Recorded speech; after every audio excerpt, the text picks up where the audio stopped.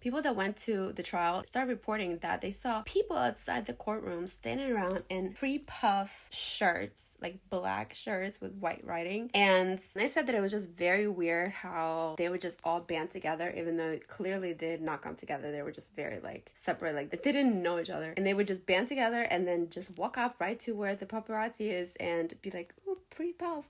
And then somehow later in the week, somebody got a statement from some like random girl outside, and she was like, oh yeah, they asked me to wear Diddy's shirt for $20 an hour, and I said no. And she was like, first of all, it was for not even cash, it was for a Diddy coin. She was like, I don't even know what that is. She's like, I don't want that shit.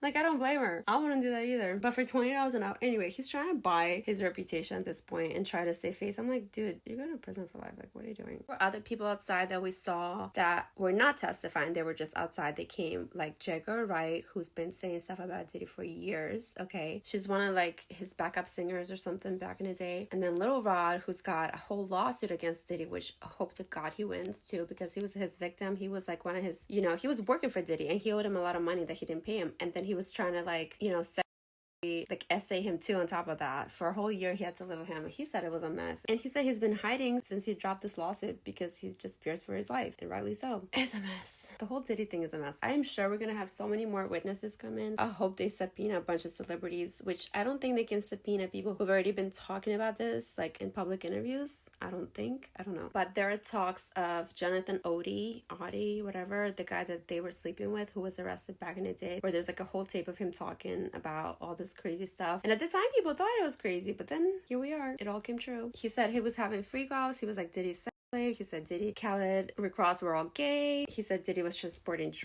in his jet because it doesn't get screened by security. He said he signed an NDA with him. All this stuff, and there's more stuff about like presidents and shit. And it all sounded crazy at the time. And now, lo and behold, okay, we know that he was Diddy's for sure. There is an NDA for $5 million. At least there's a screenshot floating around. We don't know if it's for real or not. And we do know that Diddy likes doing these freak offs and doing drugs.